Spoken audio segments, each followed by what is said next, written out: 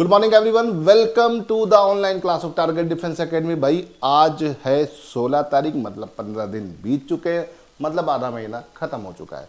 तो चलिए आज हम डिस्कस करेंगे 15 दिन की हाफ मंथ करंट अफेयर्स।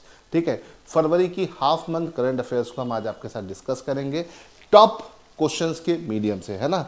तो इस क्लास की बेटा आपको पीडीएफ कहाँ मिल जाएगी? इस क्लास की पीडीएफ आपको हमारे टेलीग्राम चैनल पे मिल जाएगी, तो वहाँ से इसको प्राप्त करना ना भूलिएगा। चलिए शुरू करते हैं आज की करंट अफेयर्स। पहला क्वेश्चन है जो कि काफ़ी इंपॉर्टेंट क्वेश्चन है और पेपर में पूछा जा सकता है ना। Who won the Australian open 2026 men's single title, है ना। ऑस्ट्रेलियन ओपन जो कि टेनिस का एक बड़ा ग्रैंड स्लैम है, ठीक है, साल में एक बार होता ही होता है ना। साल में 4 ग्रैंड स्लैम होते हैं, उसमें साल का पहला ग्रैंड स्लैम ऑस्ट्रेलियन ओपन होता है। तो ऑस्ट्रेलियन ओपन का इस बार का मेल टाइटल किसने जीता? ठीक है, अपने पास 4 ऑप्शन है, Novak Djokovic, Jannik Sinner, Carlos Alcaraz या अलेक्जेंडर ज़ेवरेव।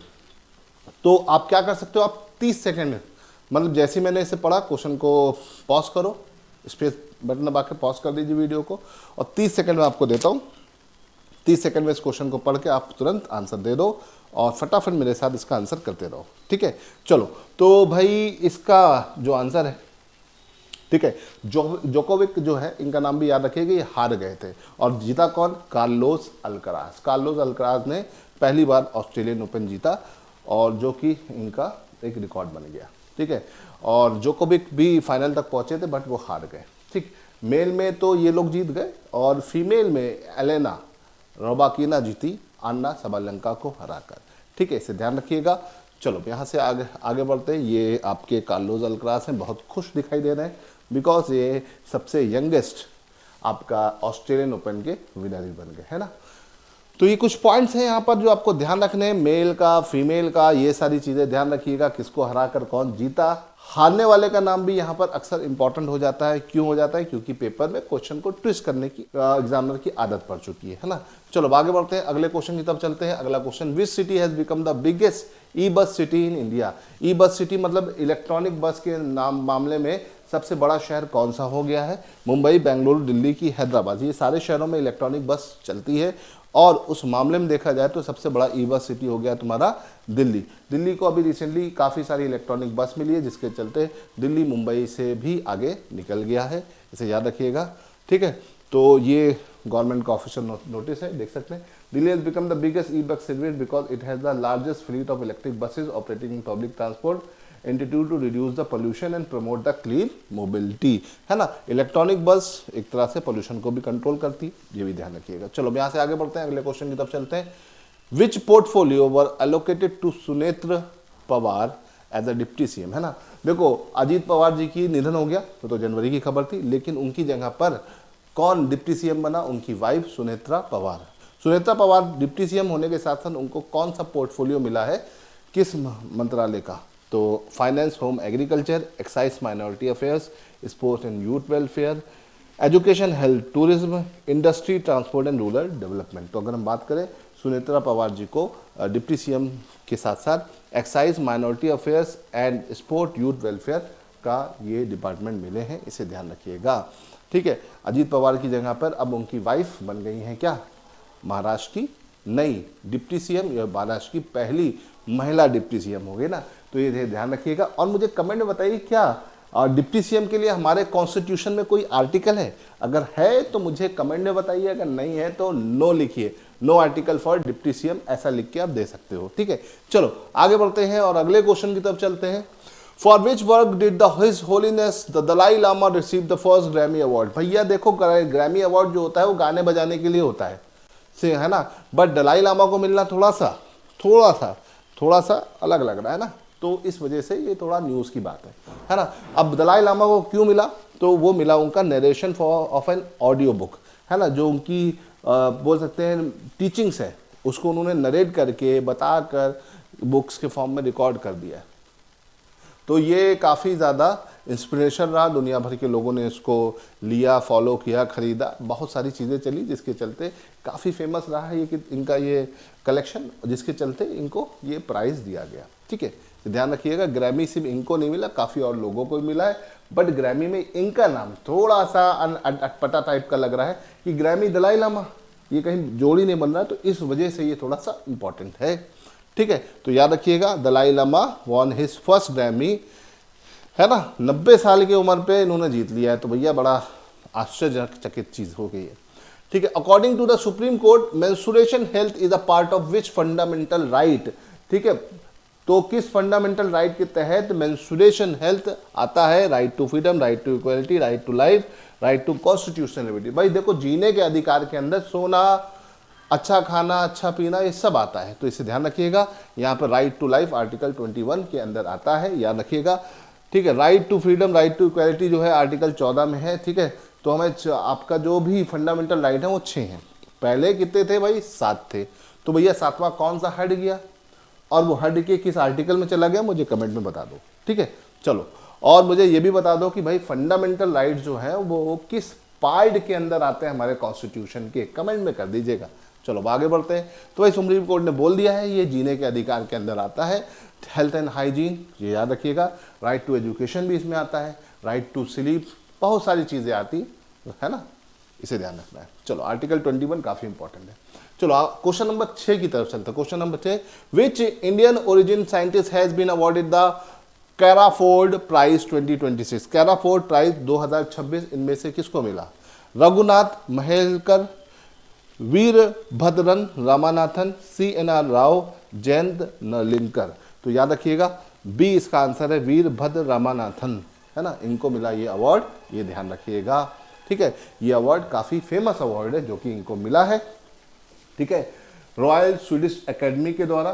ठीक है, और ये याद रखिएगा ये क्लाइमेट साइंटिस्ट हैं जिसके चलते इनको ये अवार्ड मिला है इनकी इस फील्ड के लिए। ठीक है, चलो आगे बढ़ते हैं। क्वेश्चन नंबर 7 की तरफ चलते हैं।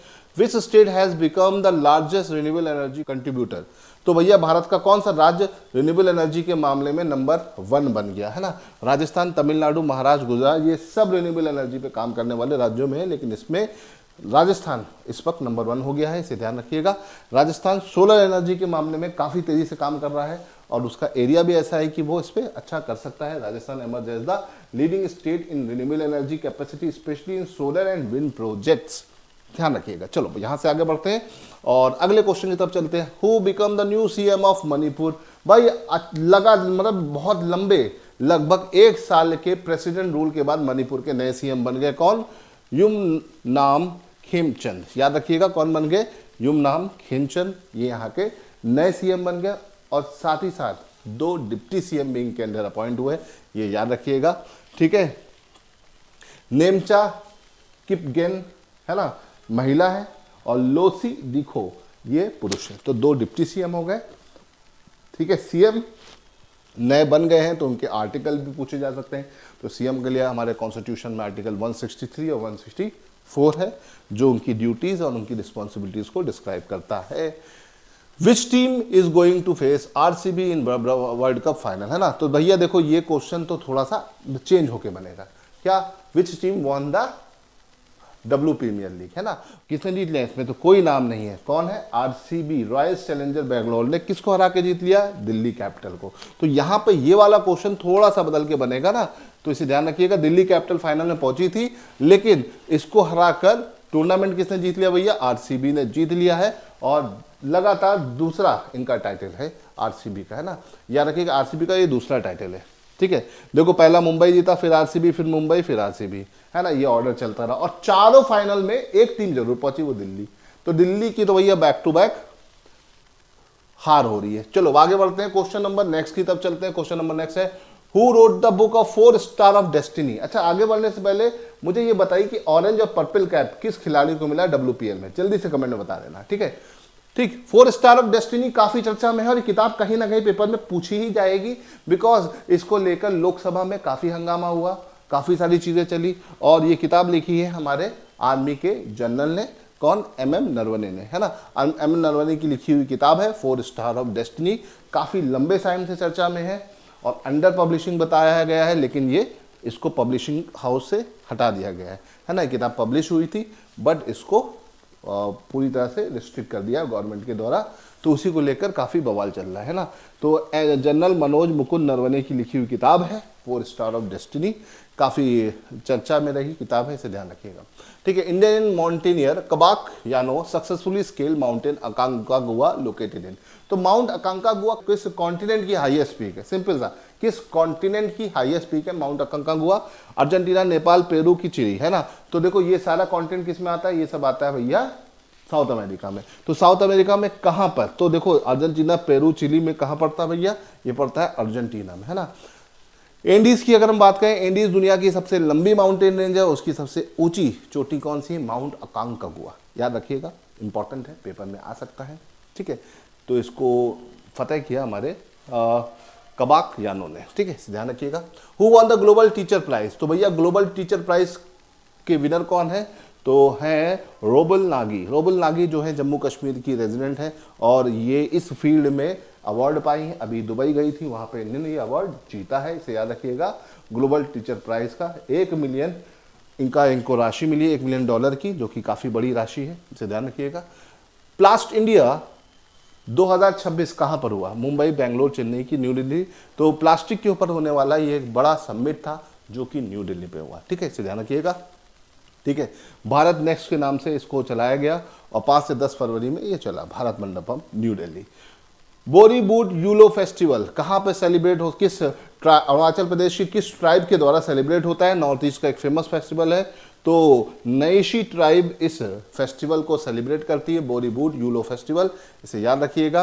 ये एक हार्वेस्टिंग फेस्टिवल है, जिस तरह से बिहू होता है नॉर्थ ईस्ट में, उसी तरह से ये भी होता है, इसे ध्यान रखिएगा। चलो आगे बढ़ते हैं। Which union minister launch the Bharat taxi, India first cooperative date ride hailing platform? तो भैया जिस तरह से उबेर होता है, ओला होता है, भारत टैक्सी आ गया है। Bharat taxi government of India के द्वारा संचालित है और किस मंत्री ने इसका उद्घाटन किया है? तो भैया अमित शाह, नरेंद्र मोदी, आदित्यनाथ योगी या राजनाथ सिंह? तो अमित शाह यूनियन मिनिस्टर हैं, होम मिनिस्टर हैं, उन्होंने भारत टैक्सी का इनॉग्रेशन किया। ये ओला और उबेर का एक कॉम्पिटिटर बन के आएगा लोकल लेवल पर और बेसिकली ये बोल सकते हैं ड्राइवर्स को अच्छा बोल सकते हैं कि search free ride hailing model पर आधारित है, ताकि प्रॉफिट ड्राइवर के पास डायरेक्ट जाए। और इन्होंने ऐप बना है, जिस ऐप के तहत ये सारी चीज़ें होगी। अब इसमें बहुत सारे कंपैरिजन्स हैं, है ना। जैसे ओनरशिप यहाँ पर कोऑपरेटिव, ड्राइवर आर द को ओनर, है ना। यहाँ पे प्राइवेट कंपनी ओवर होती, कमीशन यहाँ पे 0 है, फ्लैट डेली फी है, मतलब बहुत नॉमिनल फी है। यहाँ पे कमीशन 20 से 30% होता था। प्राइसिंग जो है 220 से 30% आपको कम मिलेगी, है ना। आप मतलब आप ड्राइवर नहीं, एज अ कस्टमर आपको प्राइसिंग कम मिलेंगी। यहाँ पर प्राइसिंग समय के हिसाब से चलती रहती है ना। अभी ये फिलहाल ये प्रोजेक्ट जो दिल्ली, एनसीआर और गुजरात पे चला, ये नेशन वाइड चल रहा है ना। और 2028 तक इसको पूरे इंडिया में लागू करने का प्लान है और गवर्नमेंट इसको पूरी तरह से बैक कर रहा है। ये प्राइवेट ओन कंपनी है, बैक कर रही है ओला उबेर को। तो इसे ध्यान रखिएगा, एक अच्छा मॉडल है, देखते हैं क्या होता है इसमें, क्या चीज़ें आती हैं। चलो अगले क्वेश्चन की तरफ चलते हैं। 2026 विंटर ओलंपिक कहाँ पे शुरू हुआ, है ना। तो खत्म होने पे आ गया है, तो वो इटली मिलानो कॉर्टिना में शुरू हुआ, इसे ध्यान रखिएगा। मिलानो कॉर्टिना में ये शुरू हुआ, काफ़ी अच्छा चल रहा है विंटर ओलंपिक। ठीक है, विंटर ओलंपिक हर 4 साल में होता है, समर ओलंपिक भी हर 4 साल में होता है, दोनों के बीच का गैप 2-2 साल का होता है, इसे ध्यान रखिएगा। ठीक है, तो भैया इस बार का विंटर ओलंपिक इटली में होगा। अगला कहाँ पे होगा मुझे कमेंट में बताइए और इसका मैस्कॉट भी मुझे कमेंट में बताओ। ठीक है, मैंने सब आपको बढ़ा रखा है, तो ये सिर्फ एक रिवीजन क्लास के फॉर्म में है। खुर्रमशर 4 कहाँ की बैलिस्टिक मिसाइल है? तो भाई जैसा नाम पता चल रहा है तो किसी ईरान, सऊदी अरेबिया और टर्की, हाँ ईरान और सऊदी में से ही किसी की होगी। तो ये है कहाँ की? ईरान की खुर्रमशहर आपका 4, ये एक बैलिस्टिक मिसाइल है ईरान की, जो भी इन्होंने इसको टेस्ट किया। ठीक है, where is the Asian shooting championship 2026 being held, है ना। 2026 की एशियन शूटिंग चैंपियनशिप कहाँ पर हुई, है ना। तो हैदराबाद, पुणे, न्यू दिल्ली की जयपुर। तो भैया इंडिया में हुई कहाँ पर? न्यू दिल्ली में हुई, इसे ध्यान रखिएगा, इंपॉर्टेंट है ना। तो याद रखिएगा, काफ़ी सारे एथलीट्स यहाँ पे पार्टिसिपेट किए और इसमें इंडिया ने कितने मेडल जीते ये मुझे आप कमेंट में बताइए। और उसमें कितने गोल्ड हैं, कितने सिल्वर हैं और कितने ब्रॉन्ज है ये बताइएगा। मनु भाकर ने कौन सा मेडल जीता है शूटिंग में, आप मुझे ये भी बताइएगा। ठीक है, चलो यहाँ से आगे बढ़ते हैं और क्वेश्चन नंबर 19 की तरफ चलते हैं। India first LNG diesel dual fuel demo train has been operating at which place, है ना। तो भैया ये कहाँ पे शुरू हुई डेमो, है ना। LNG डीजल पे बेस है, अभी तक ऐसी नहीं होती थी, तो ये अहमदाबाद गुजरात में शुरू की गई। ठीक है, first LNG diesel dual fuel train है। एलएनजी का फुल फॉर्म मुझे कमेंट में बताइए आप लोग। ठीक है, चलो याद रखिएगा। और फ्यूगो वॉल्केनो काफ़ी चर्चा में रहा। ये वॉल्केनो कहाँ पाया जाता है, किस देश में पाया जाता है, पूछा जा रहा है। Peru, Guatemala, Bolivia, कोस्टिका।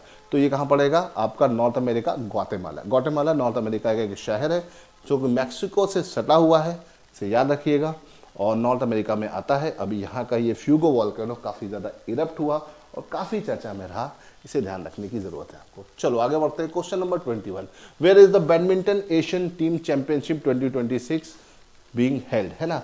Seoul, Manila, Kuala Lumpur, Taipei. तो इनमें से किस शहर में हुई या किस देश में हुई, है ना। तो इसका आंसर क्या है, इसका आंसर कोलालमपुर, मलेशिया। मलेशिया की राजधानी कोलालमपुर है, वहां पर ये टूर्नामेंट हुआ। ठीक है, इसे ध्यान रखिएगा। 2026 badminton Asian team championship is being host bye Kuala Lumpur, Malaysia. तो भाई इसमें देखते हैं क्या चीज़ें निकल के आती हैं। चलिए बात से आगे बढ़ते हैं। अस्त्रा MK2 क्या है, अस्त्रा MK2 क्या है, ये पूछा जा रहा है। तो भैया ये नाम सुन के ही लग रहा है कि भैया कोई मिसाइल है, लेकिन ये किस तरह की मिसाइल है। Short range surface to air missile, beyond visual range air to air missile, anti tank guided missile, cruise missile. तो इसमें से किस प्रकार की मिसाइल है, तो ये है भैया air to air beyond visual range missile. ठीक है, इसे ध्यान रखिएगा। ये अस्त्रा 2 है, काफ़ी चर्चा में रही मिसाइल है। अभी इस पर और भी काफ़ी नज़रें बनी हुई हैं, देखते हैं क्या क्या चीज़ें इस पर निकल के आती हैं। ठीक है, चलो आगे बढ़ते हैं।